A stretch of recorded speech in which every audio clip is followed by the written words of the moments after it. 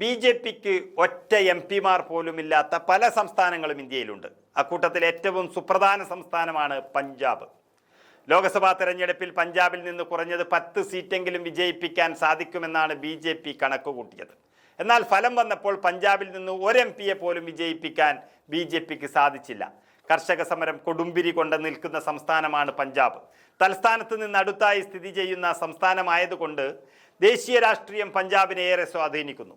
കേന്ദ്ര സർക്കാരിൻ്റെ ജനദ്രോഹ നയങ്ങൾക്ക് പഞ്ചാബ് ജനത വോട്ടിംഗ് മെഷീനിലൂടെ മറുപടി പറഞ്ഞപ്പോൾ ബി.ജെ.പി ഒന്നാകെ തകർന്നു വീഴുകയായിരുന്നു. ഈ തകർച്ചയിൽ നിന്ന് മാസങ്ങൾ കഴിഞ്ഞിട്ടും ബി.ജെ.പിക്ക് തിരിച്ചു കയറാൻ ഇതുവരെ സാധിച്ചിട്ടില്ല എന്നതാണ് വാസ്തവം. കേരളമടക്കമുള്ള സംസ്ഥാനങ്ങളിൽ ബി.ജെ.പി അടിത്തറ ശക്തമാക്കുമ്പോൾ പഞ്ചാബിൽ നേരെ തിരിച്ചാണ് സംഭവിക്കുന്നത്. ബി.ജെ.പി ഏറെക്കുറെ തീർന്ന മട്ടാണ് പഞ്ചാബിലുള്ളത്. ദിനം പ്രതി നേതാക്കന്മാർ രാജിവെച്ച് മറ്റു പാർട്ടികളിൽ ചേക്കേറുകയാണ്. ഏറ്റവും ഒടുവിൽ ബി.ജെ.പിയുടെ സംസ്ഥാന അധ്യക്ഷൻ തന്നെ ബി.ജെ.പിയിൽ നിന്നും രാജിവെച്ചിരിക്കുന്നു. പഞ്ചാബ് ബി.ജെ.പി അധ്യക്ഷൻ സുനിൽ ജാക്കറാണ് പാർട്ടി പ്രവർത്തനം എന്നേക്കുമായി അവസാനിപ്പിച്ച് രാജിവെച്ചത്. ഈ നേതാവ് കോൺഗ്രസിലേക്കാണെന്ന് സ്ഥിരീകരിക്കാത്ത റിപ്പോർട്ടുകളുണ്ട്. കാരണം പഴയ കോൺഗ്രസിന്റെ നേതാവാണ്, ബൽറാം ജാക്കറിന്റെ മകനാണ്, PCCയുടെ അധ്യക്ഷനായിരുന്നു. ഇതൊക്കെ കൊണ്ട് അദ്ദേഹം വീണ്ടും കോൺഗ്രസിലേക്ക് തിരിച്ചു എത്തുമെന്നും ഏറെക്കുറെ ഉറപ്പായിട്ടുണ്ട്.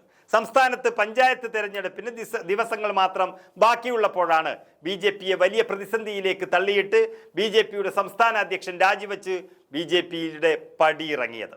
അതേസമയം രാജി ഔദ്യോഗികമായി പ്രഖ്യാപിച്ചിട്ടില്ല എന്ന വാർത്തകളും പഞ്ചാബിൽ നിന്ന് പലരും പുറത്തുവിടുന്നു. സുനിൽ ജാക്കറുമായി ബന്ധപ്പെടാൻ സാധിക്കുന്നില്ലെന്നും ദേശീയ മാധ്യമങ്ങൾ റിപ്പോർട്ട് ചെയ്യുന്നു. ബി.ജെ.പിയുടെ സംസ്ഥാന അധ്യക്ഷ പദവി വഹിക്കുന്നുണ്ടായിരുന്നുവെങ്കിലും ഈ നേതാവ് കുറച്ചു കാലമായി സജീവ പ്രവർത്തനം നടത്തുന്നില്ല എന്നാണ് സുനിൽ ജാക്കറുമായി അടുത്ത വൃത്തങ്ങൾ അറിയിക്കുന്നത്. പഞ്ചാബ് ബി.ജെ.പിയിലെ പടലപ്പിണക്കങ്ങളും രാജിക്ക് കാരണമായിരിക്കുന്നു. സംസ്ഥാന അധ്യക്ഷൻ എന്ന നിലയിൽ ബി.ജെ.പിയിലെ മറ്റ് നേതാക്കന്മാർ സ്വതന്ത്രമായി പ്രവർത്തിക്കാൻ അനുവദിക്കുന്നില്ല എന്ന് നേരത്തെ തന്നെ സുനിൽ ജാക്കർ ബി.ജെ.പി ദേശീയ നേതൃത്വത്തെ അറിയിച്ചിരുന്നു. എന്നാൽ നാളുകൾ കഴിഞ്ഞിട്ടും ബി.ജെ.പി ദേശീയ നേതൃത്വത്തിൽ നിന്ന് മറുപടി കാണാത്തതിനെ തുടർന്നാണ് പാർട്ടി വിടാൻ അദ്ദേഹം തീരുമാനിച്ചത്. ലോക്സഭാ തെരഞ്ഞെടുപ്പിലെ വമ്പൻ തോൽവിക്ക് പിന്നാലെ സംസ്ഥാന രാഷ്ട്രീയത്തിലെ തൻ്റെ ഇടപെടൽ സുനിൽ ജാക്കർ കുറച്ചിരുന്നു. ഇക്കഴിഞ്ഞ സെപ്റ്റംബർ 3-ന് ചണ്ഡീഗഡിൽ നടന്ന ബി.ജെ.പിയുടെ സംസ്ഥാന യോഗത്തിൽ പാർട്ടി അംഗത്വ യജ്ഞത്തിന് തുടക്കമിടാൻ അധ്യക്ഷൻ എത്തിയിരുന്നു. അതാണ് ഈ നേതാവ് പങ്കെടുത്ത അവസാന പൊതുയോഗമെന്ന് ബി.ജെ.പി വൃത്തങ്ങൾ തന്നെ ചൂണ്ടിക്കാട്ടുന്നു.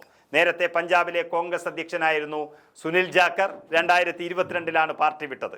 ബി.ജെ.പിയിലെത്തി വലിയ പദവികളിലേക്ക് നടന്നു കയറാമെന്ന പ്രതീക്ഷ ഈ നേതാവിനുണ്ടായിരുന്നു. എന്നാൽ അടിത്തറ ശക്തിപ്പെടുത്തുന്നതിന് ചില നീക്കങ്ങൾ നടത്തിയെങ്കിലും മുൻ കോൺഗ്രസ് നേതാവ് എന്ന ലേബൽ അദ്ദേഹത്തിന് തിരിച്ചടിയായിക്കൊണ്ട് തന്നെയിരുന്നു. ലോക്സഭാ തെരഞ്ഞെടുപ്പിൽ കുറഞ്ഞത് 10 സീറ്റിലെങ്കിലും എം.പിമാരെ ജയിപ്പിക്കാമെന്ന് സുനിൽ ജാക്കർ ബി.ജെ.പി നേതൃത്വത്തെ അറിയിച്ചിരുന്നു. പക്ഷേ പാർട്ടിയിലെ പടലപ്പിണക്കങ്ങളും കർഷക സമരവും ആ നേതാവിൻ്റെ വഴിയടക്കുകയായിരുന്നു. ഫലം വന്നപ്പോൾ അക്കൗണ്ട് തുറക്കാൻ പോലും സാധിക്കാതെ ബി.ജെ.പി മൂക്കും കുത്തി വീണു. വൈകാതെ പഞ്ചാബിലെ ബി.ജെ.പി പാർട്ടി ഓഫീസുകൾ ശോകമുഖമായി.